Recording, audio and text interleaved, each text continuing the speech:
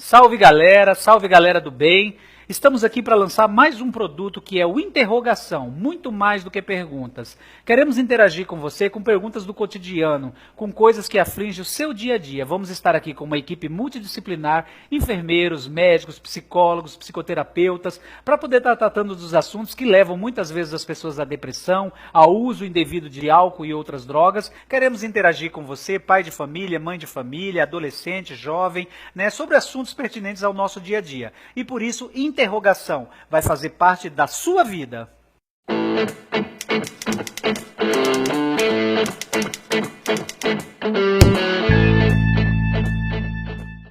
Nós estamos com a Ana, que é psicóloga da CEPOAD, do CREPAD, Dioneia e Carla. E hoje a gente vai falar, gente, de um tema muito atual, que é o mal do século XXI. Todo mundo fala muito dessa palavra que mete medo e às vezes também começou a fazer parte do contexto das famílias e das pessoas como um todo, que é a palavra depressão. Todo mundo hoje que tem alguma tristeza ou que tem alguma coisa diz muito isso. Fulano é depressivo, no linguajar popular. Então, tipo assim, a pessoa está depressiva, é um momento dela, ou ela sofre realmente de depressão. E a gente vê muito esse tema que envolve muitas coisas em relação a drogas, em relação ao contexto familiar e muitas outras situações. O que você tem a me dizer a respeito disso, Carla? O que você acha da questão da depressão? Bom, é natural o indivíduo sentir tristeza, se frustrar, ficar insatisfeito. Então, a tristeza e a frustração ela é inerente ao ser humano. O que a gente precisa avaliar é como isso está para esse sujeito, como é que essa tristeza, como é que essa perda de interesse está para esse sujeito. Hoje a gente tem muitos rótulos, então a gente precisa sempre repensar em relação a isso. Não é toda tristeza que pode ser dita que é uma depressão. Então a gente precisa analisar que contexto que é esse, como que essa pessoa se apresenta, Então, Ana, algumas coisas que acontecem no dia a dia, por exemplo, que a gente vê com a questão da realidade. Recentemente a gente viu, por exemplo, vamos falar de um artista famoso e bem conhecido, Lucas Luco, as pessoas olham para um artista daquele porte, tipo assim, o cara é bonito, tem toda a mídia em torno dele, toda uma fama e automaticamente a gente acha que ele tem uma vida perfeita. E recentemente ele deu um depoimento, que está nas redes sociais, que fala, e ele diz muito isso assim, o pior está dentro de mim, uso remédios para conseguir voar, uso remédios para dormir, uso remédios para acordar, para me manter calmo e para ficar dentro do hotel. Então, assim, ele tem usado medicamento para todas as coisas. E automaticamente nós, quando vemos um artista famoso ou o mundo perfeito que ele se encontra, a gente jamais vai imaginar que um artista com tudo aquilo, quer dizer, beleza, dinheiro, aos olhos nossos é perfeito. Como é que pode ele estar sofrendo, de repente, de uma depressão, Na realidade, assim, essa temática ela envolve aspectos extremamente complexos, como a Carla inicialmente colocou. Eles precisam ter a imagem ideal, eles precisam responder a determinados padrões que muitas vezes isso mexe com questões interiores. Eu não poder estar com a minha família nos momentos, porque são muitos compromissos que eu tenho que assumir, uma agenda sobrecarregada demais, associado a isso também esse culto da imagem corporal. Então, assim, eu tenho que ter o corpo, a minha imagem tem que corresponder a tudo isso. E que momento sobra para eu viver o eu, Que momento resta para mim poder vivenciar e levar uma vida realmente que eu desejaria viver? Será que poder estar com a minha família ou com os meus amigos, diante dessa agenda muitas vezes atribulada, e associado a isso também questões internas que o próprio indivíduo possui e que muitas vezes ele não está conseguindo lidar com isso. né? A frustração, ela faz parte. Nós somos sujeitos, já nascemos com a falta, né? Então, assim, a gente precisa também saber avaliar até que ponto determinadas coisas realmente são depressão, é um processo melancólico. A própria gravidez, quando a mulher tem um filho, né? A gente observa que tem aquela melancolia, não, depressão pós-parto. Não, é uma questão hormonal, mexeu com uma série de questões. A atenção que até então, durante todo o período gestacional, que estava voltado para aquela mulher, com a criança, de repente passa a ser o foco o bebê. Então, assim, tudo isso a gente tem que ter esse cuidado para também... Tem todo um contexto que... Correto, né? Para avaliar e não Na psicologia vocês chamam isso de gatilhos, é isso? Alguns gatilhos que podem desencadear a questão da depressão, como a dependência química ou correlacionado? É preciso avaliar, porque assim, existem características que são próprias de uma depressão. A depressão ela é muito associada ao luto, né, a uma perda. Só que no luto você tem uma perda real. Então você perde algo, você perde alguém. Então a sua dor é direcionada para essa perda. Já na depressão não se consegue identificar que objeto é esse que foi perdido. Há uma dor, há um sofrimento, né? E uma característica muito forte da depressão é a autodepreciação. Então a pessoa, além dela perder o interesse... se acha feio, se acha incapaz. Se acha incapaz, não consegue perceber que ele pode realizar algumas coisas, então eu não sou capaz, eu não consigo fazer. Porque além da perda dos interesses do cotidiano, daquilo que ele vinha fazendo, uma característica forte é essa autodepreciação. No luto você também tem uma perda dos interesses ao mundo externo, pelo sofrimento que você tem, pela dor, né? Na depressão você também tem uma dor, mas isso você tem muito mais internalizado, essa autodepreciação.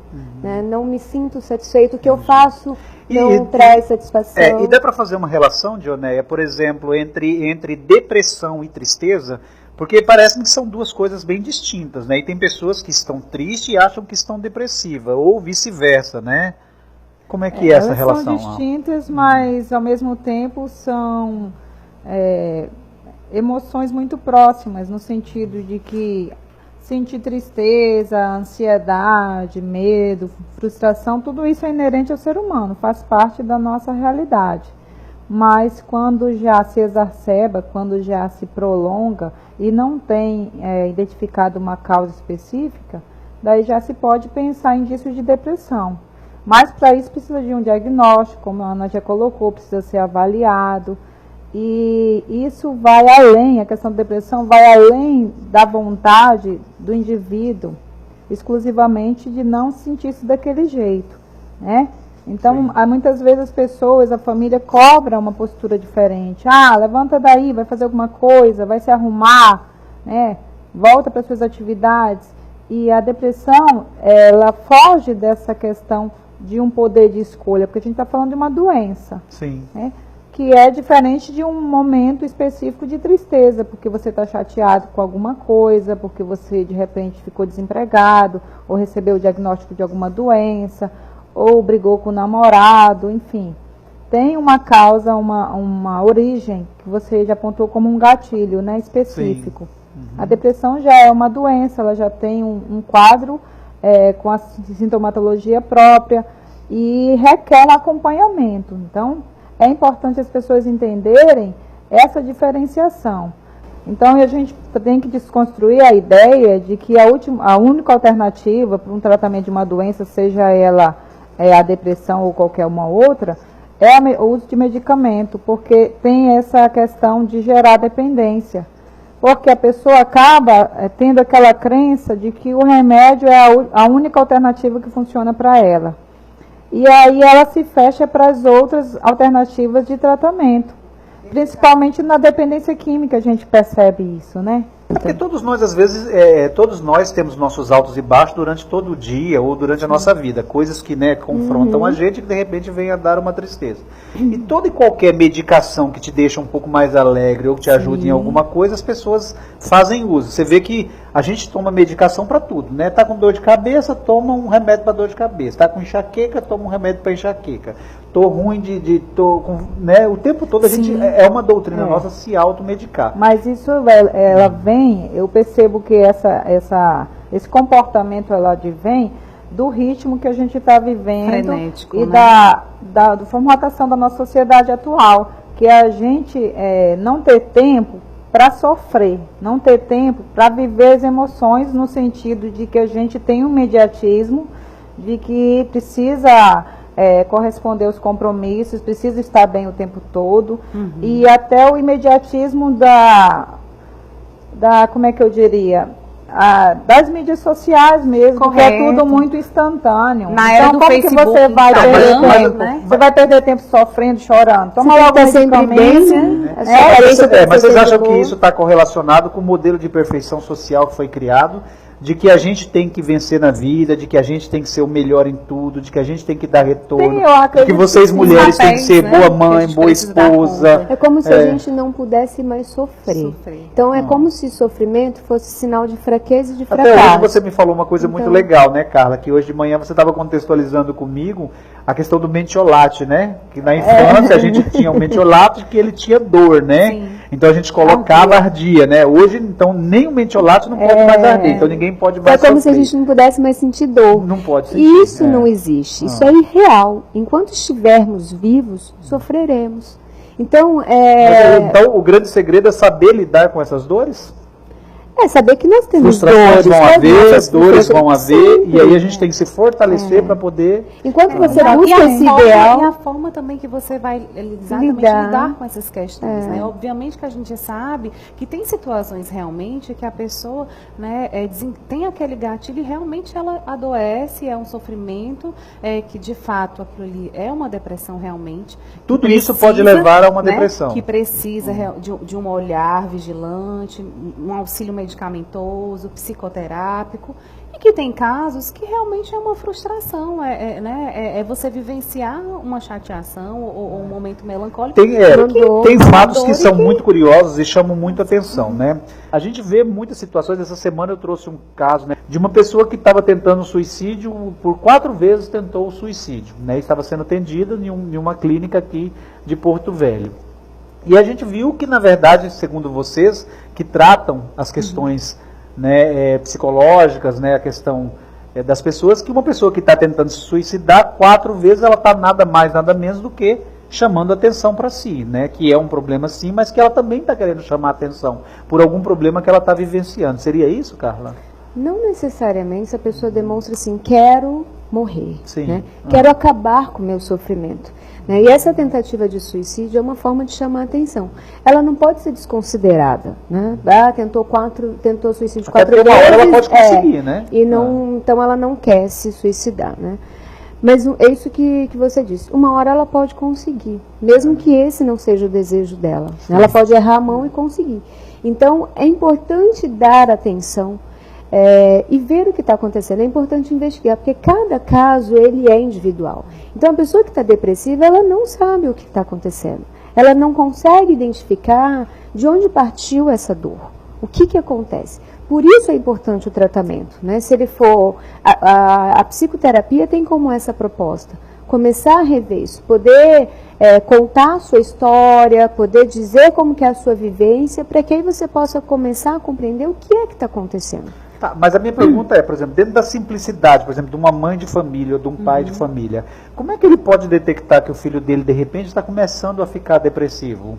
Entendeu? Quais são os primeiros sintomas? Assim, quais são os pontos que algum pai ou alguma mãe pode ver? Mudança de comportamento? O que é assim que é legal que os pais comecem a prestar atenção nos seus filhos? A mudança de comportamento. O isolamento. Né? Perder o interesse pelas atividades Que até então comuns ele que até tinha, então ele tinha, tinha interesse, né? Então não né? tem interesse, pode ter um isolamento maior. Uma irritabilidade uma também muito irritabilidade. grande, porque às vezes a gente acha... Falta de interesse, né, por alguma Falta de coisa. interesse. Que a questão da depressão também só está associada àquele sofrimento de tristeza. Uma irritabilidade também, né, essa perca de paciência exacerbada demais também, isso pode ser uma das características, dos sintomas. Questões alimentares também, a pessoa não querer mais se alimentar ou ao Uma perca de contrário, peso. porque Ou, na às vezes, a verdade é todo compulsão um conjunto, né? de A fatores. pessoa, os pais vão perceber que alguma coisa está diferente, né? Sim. E aí é o momento que geralmente se procura ajuda. Geralmente vai numa unidade básica de saúde, porque como nem todo mundo tem um entendimento do que faz o profissional da psicologia, do que é esse atendimento psicoterápico, geralmente a via de busca de ajuda é um posto de saúde mais próximo da casa. E lá tem os profissionais que forem atender da área de saúde, da medicina e da enfermagem, eles orientam e encaminham para os serviços especializados, depois de fazer esse atendimento inicial, né, dessa avaliação clínica. Então, é todo um contexto, um conjunto de sintomatologia que vai ser avaliado, mas a pessoa que é leiga no assunto, ela vai ver que tem alguma coisa diferente. Ela não vai, eu acho que ele está depressivo, a não ser que seja aquele comportamento clássico, né, de choro contínuo. Então, nesse momento, por exemplo, familiar, é muito importante a presença dos pais, Sim, né? o apoio da Porque é aquela família. história, se o filho não encontra apoio ali na família, se ele não se sente protegido, ele vai buscar essa ajuda fora. E Ou não vai buscar. Ou não vai buscar, né? E essa ajuda fora, muitas vezes, pode vir justamente de grupos de risco, né? Porque muitas vezes ele pode fazer uso de alguma substância. Às vezes está vulnerável, justamente por estar vulnerável. Sim, porque ele está buscando algo que ele não encontra dentro de Está casa. tentando encontrar um prazer onde ele não está encontrando. E a busca do prazer pode levar a tanto a questão maior da depressão quanto a questão de uso de substâncias. Isso, até porque Pra aliviar é o essa dor, alívio. né? A Carla colocou muito bem a questão da evitação do sofrimento. A pessoa, quando atenta contra a sua própria vida, Ela quer terminar. ela algo que quer não tá suportando acessar a mais. sua dor. Sim. Né? É isso que as pessoas não entendem. E acabam dizendo, fulano quer chamar atenção. Se quisesse morrer, já tinha se jogado na frente de um carro. Porque as pessoas, como a gente está vivendo uma sociedade, de um modo geral, muito intolerante, que não tem tempo para essas frescuras, no geral, né? Então, se quisesse matar, já se jogava ali na frente do caminhão, pronto, encerrava, não ficava dando problema show. menos, né? Não ficava aí nessa enrolação. Mas o ser humano, ele é um ser complexo e as coisas não são assim, Muito preto no certinhas, branco, não são como na matemática. O que ela está né? querendo comunicar através disso, né? Isso. O que ela quer dizer a partir desse comportamento. É isso que a gente precisa observar, né? Que estrutura, digamos assim, psíquica, né? E a questão assim que me chama muita atenção, quando a gente está falando de, por exemplo, de adolescentes ou de jovens, a questão do consumo desenfreado. Por exemplo, hoje, na verdade, os jovens são muito tecnológicos, né? Na verdade, as mídias sociais e toda a informática e todos os mecanismos que tem. E aí a gente vê, por exemplo, produtos muito famosos como a Apple, né? Isso. Entendeu? E tudo é o eu, né? O iPhone, o iPad, tudo é então tudo é eu, né? E existe esse consumo. A necessidade de pertencimento a um De grupo. ter isso, né? E outra coisa, eu não tenho um iPhone, eu não tenho um iPad, eu não tenho...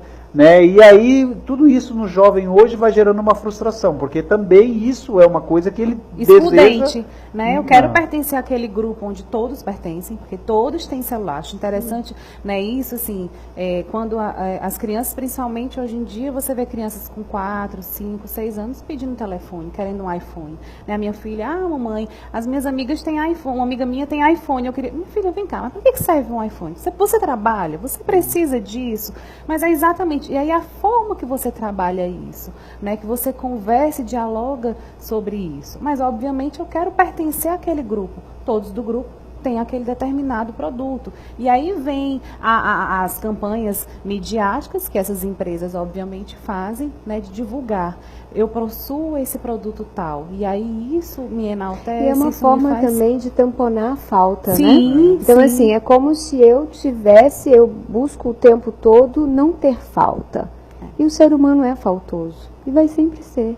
Então, se hoje eu tampono isso com que eu o celular, preciso. amanhã surge um outro produto, então eu preciso ter. Porque se eu não tiver, então eu estou demonstrando que eu sou faltoso. Mas não é só, além desse contexto, existe o aprisionamento em relação a isso também, né? Por exemplo, assim, semana passada eu estava no shopping e eu vi assim, um casal sentado, né, e 2 filhos pequenos, um de 3 anos no máximo e outro de, no máximo, 2 anos ou 4 anos. Cada um deles estava com um iPad, né, jogando joguinho. Então você vê assim que é uma maneira hoje dos pais ocuparem as crianças para que eles não perturbem ou que eles não brinquem e tal. Mas será que isso também não aliena essas crianças tão novas, entendeu? Deixando ela, porque na nossa época a gente fazia o quê? A gente criava os brinquedos, né? Então a gente, uma lata de óleo virava um carrinho lindo, Sim, né? A gente capacidade de simbolizar da criança. aquilo, né? E hoje não, a criança pega tudo muito pronto. E aí ele já começa muito cedo fazer esse consumo dos produtos e cada vez ele quer mais e mais e mais, né? E aí o poder criativo disso, né? E para não ter essa insatisfação da criança que incomoda, né? Que reclama, que chora, então toma, eu te dou, assim, eu não preciso te dar o limite, assim, eu não preciso te dizer não, você não vai ter e te justificar por quê. Então é mais fácil eu entregar, ele vai parar de chorar, vai ficar tranquilo, pelo menos eu não vou precisar me paralelo a nesse isso, a sobrecarga momento. de trabalho, porque trabalho muito, chega, né? Às vezes a pessoa já chega cansada em casa, então com um brinquedinho ali... Aquilo ali ocupa ele não vai ficar me perturbando. Se eu for pro shopping, ele não vai fazer escândalo lá no chão, ele não vai ficar pedindo brinquedo, né? E automaticamente ele fica quietinho ali. Então, dentro desse contexto todo que a gente está conversando, por exemplo... uma das coisas do ser humano, será que seria a sua natureza incompleta? A natureza humana é incompleta falta, o tempo né? todo? Todos nós temos a É falta, porque né? essa característica que faz com que a sociedade evolua. Se nós não fôssemos incompletos e sempre desejando, almejando alguma coisa além, não estaríamos na era do iPhone. Sim. Né? Então, assim... isso mobiliza o ser humano a ir em busca dos seus anseios. Isso é bom, isso é positivo. Só que o que vem em contraponto é o imediatismo. É não ter mais aquele tempo. Tempo para sofrer, tempo para esperar ser atendido, tempo para esperar a internet carregar. Para né? planejar, a gente eu quero quer tudo agora. Então, Então, assim, instantaneamente. E isso faz com que a pessoa se torne...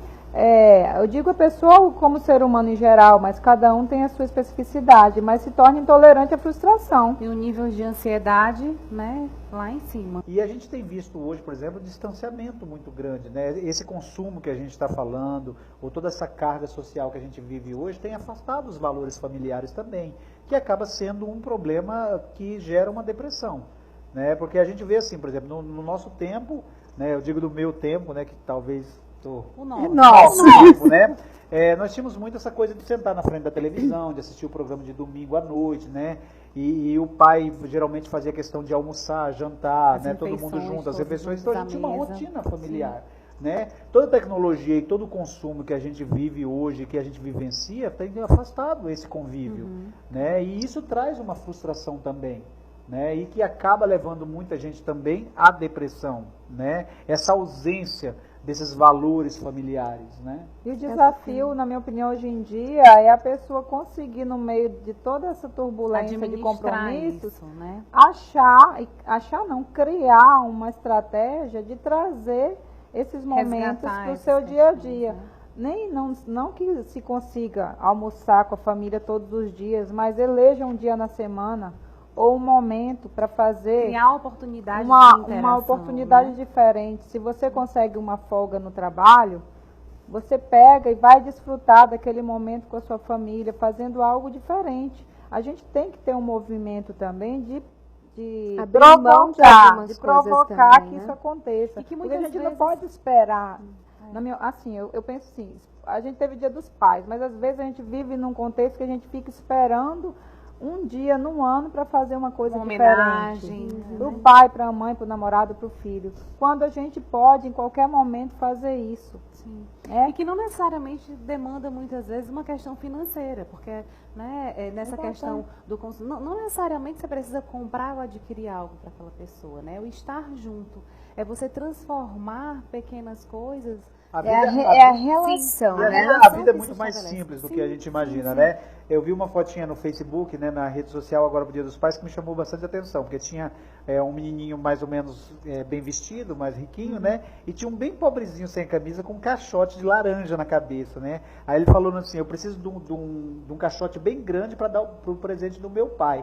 enquanto o outro estava com um embrulho todo bonito, né? Aí na foto seguinte mostrava o menininho bem pobre e subindo em cima da caixa de laranja para poder dar um abraço apertado no pai. Então, assim, a valorização disso, né? Sim. Que nem sempre é o presente mais caro, né? Às vezes uma forma de carinho é muito mais... É a relação mais... que se estabelece, né? Muito Sim. mais do que o tempo.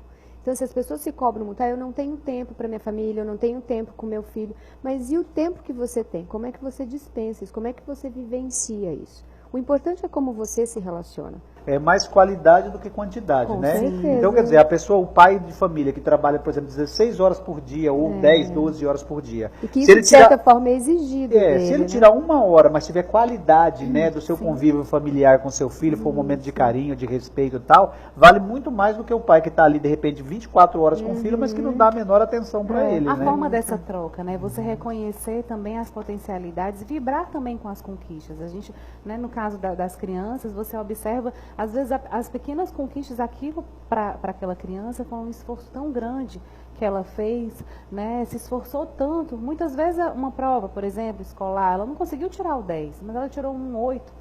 E aquele 8 para ela foi de um esforço, ela se dedicou, e você reconhecer isso. Eu não preciso ser o 10, mas se esse 8 foi com esforço, né, você ser confirmado. Na realidade, o ser humano, ele gira em torno da busca de reconhecimento e autonomia. Né? Todos nós queremos ser reconhecidos pelo que somos e nos sentirmos autônomos, capazes de fazer algo. Né? Então, quando as trocas das relações familiares, elas giram em torno disso, onde cada um tem o seu papel reconhecido dentro daquela família, isso se torna positivo e saudável. Isso me remete a uma historinha também que percorre a internet, e a gente vê muito, que é do filho que pergunta para o pai quanto custa uma hora, né, do seu trabalho. Pai, quanto custa uma hora do seu trabalho, né? E o pai fala assim, meu filho, eu não sei, deve custar aí tipo R$100, né? E aí o filho começa a juntar dinheiro todos os dias. Um belo dia ele chega para o pai e fala assim, pai, ó, eu tenho R$100, me dá uma hora do seu dia, quero comprar uma hora do seu dia, né? Então, assim, o quanto tem importância, às vezes, 1 minuto de atenção para o filho, para um trabalho escolar que ele quer mostrar, para um desenho, né? Que muitas vezes o pai não vai lá na aula de karatê dele quando ele vai receber uma faixa, né? Muitas vezes não participa ativamente da vida dele, deixa muitas vezes a responsabilidade somente para a mãe.